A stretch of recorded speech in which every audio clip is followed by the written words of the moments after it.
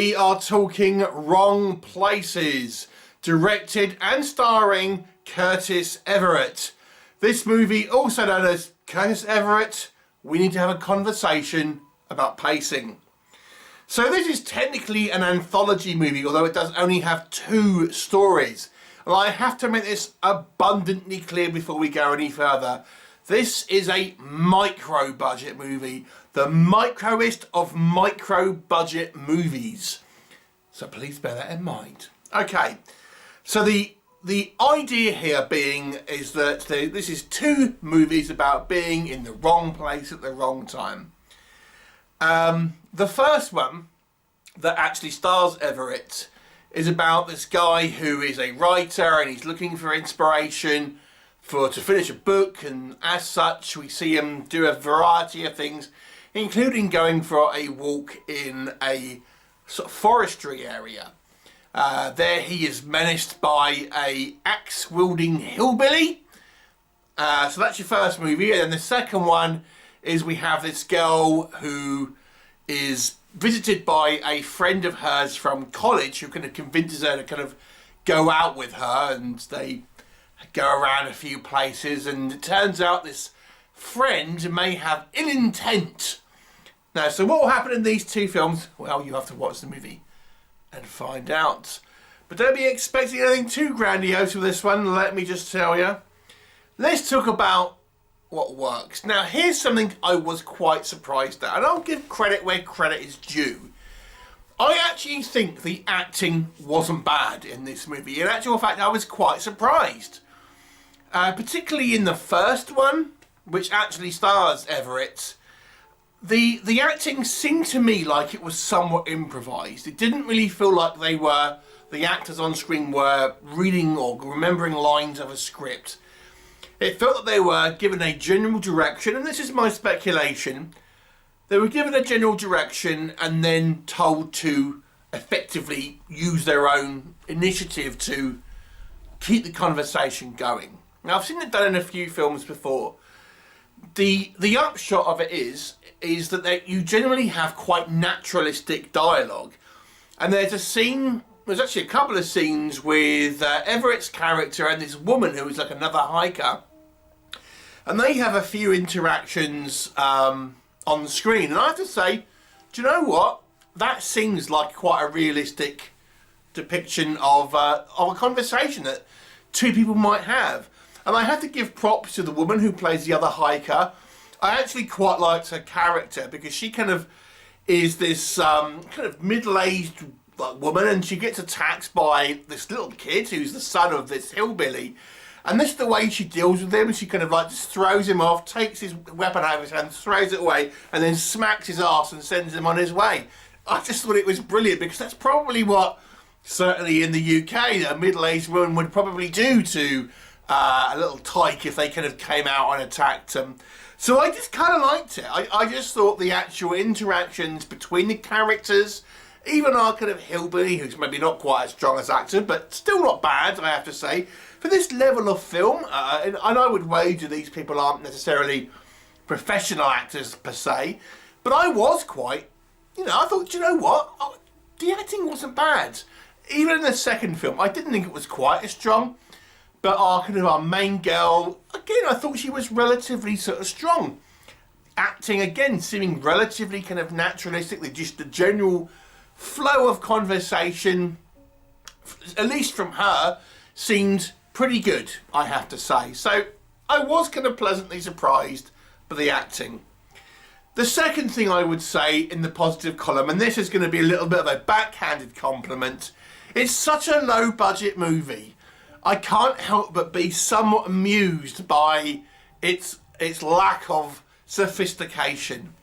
I mean, a lot of this I'm going to say in the negatives, but I kind of found it kind of funny that this movie exists at all. For example, when we have, in our first film, we have someone getting attacked by this hillbilly by an axe. And the guy slows, when he's chopping an axe down, he kind of slows down to such a degree, it's so noticeable. So he's like swinging the axe down and it sort of hits this person on the floor. but he slows the axe down to such a degree, it looks so silly. And there's no wound, there's no blood, there's no nothing like that.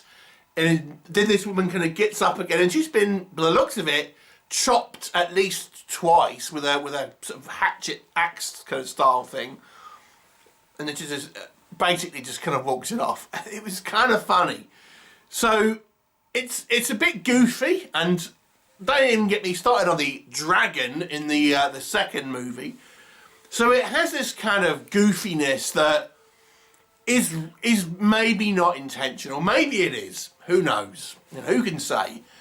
But it kind of is a little funny. And I've used this sort of way to describe films before. It's like a kind of, if you watch a low budget movie and there's a scene where we have characters sitting and watching a film, quite often they'll make like a scene of a fake movie to put on the TV. It kind of looks like that scene on the TV, but actually stretched out as a whole movie. It's kind of funny. But that's kind of all I can be realistic about saying in the kind of the positives here, because this movie is so, there's so little to it. It's really hard to be genuine about the kind of the positives here, because it's such a low budget movie. I try to factor that in, but I have to kind of call out some things. So let's go through it. There are some technical elements here I should probably expect in such a low budget film. Even in the very first scene in the first movie, we have, for example, a scene where there's two people on a phone call, and there's the audio difference between the two scenes. You can hear a lot of ambient noise in one scene that you can't hear in others. There's scenes where we have people outside and they are further away, so we struggle to hear them a little bit. So there's obviously a lot of kind of amateur style guerrilla filmmaking here, and you know, it's a starting point, but we have to be honest about what you're going to expect as an audience. The camera work here as well, there's a couple of sequences where you'll sort of see the camera kind of like, looks like it's been knocked, it's been on a tripod and someone's like knocked it in their foot and it kind of just flies off a little bit. A couple of kind of like panning shots where we can see like the walking motion of the person holding the camera and things like this. So there is a few sort of technical elements here that I feel are, you know, amateurish. They're cheap, they're micro budget, but it translates to film. So again, it is what it is. It's a very low budget film, but again, I have to be honest about what to expect with this one. The effects, there really isn't any. Let's just call a spade a spade. There isn't really any effects. So there's a couple of things that happen. Like I've mentioned this axe attack, for example. Surely, even on a micro budget like this, we could have afforded a little bit of fake blood or something, but there isn't anything. So bear that in mind. And when we do see this, we see a close-up of this axe, and even before we actually see him use it, we have a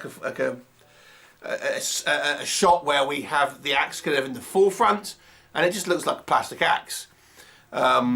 So again, why not use a real axe for that scene, and then the kind of the wide shots you're using the fake one and things like that. So again, very little kind of on screen.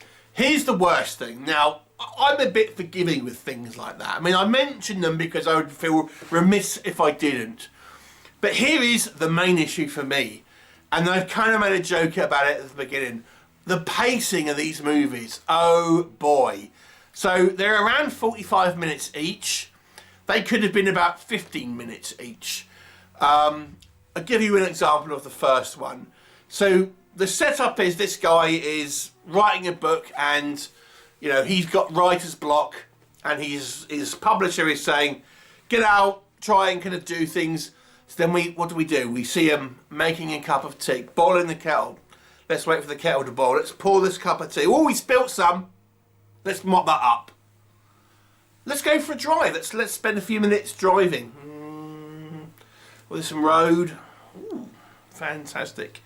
Let's go for a walk. So let's walk around the forest. Oh, let's walk around this bit of forest. In the meantime, let's have this dramatic music playing. Da, da, da, da, da, da, da, walking around the forest. Oh, there's someone right behind him. Let's walk for some more. You get the idea here. There's nothing really happens. It's so stretched out. I was like, you are joking. It isn't. This could have been edited down to like a 15-minute short film and then be put in as sections in another anthology. That's probably what I would have done.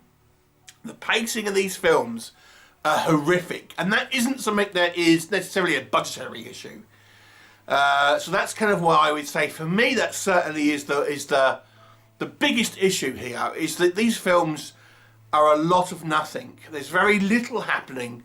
Maybe you could say that the second one, there's a little bit more plot to it. I kind of like some of the, as I say, the personal interactions more in the first film, to be fair. But again, you still could have had like a 15-minute short, and it would still look low budget. And as I say, there's some issues with some of the setups and things, but at least it would have been a little bit of a punchy. Here, unfortunately, they are just a little dull, and you can only kind of be amused by the low budget nature of a movie for so long. So the biggest crime here is that it didn't need to be two 45-minute films. It needed to be, I don't know, 6 15-minute films or something like that, or just have these two films, submit them to some other anthology or something along the lines of that.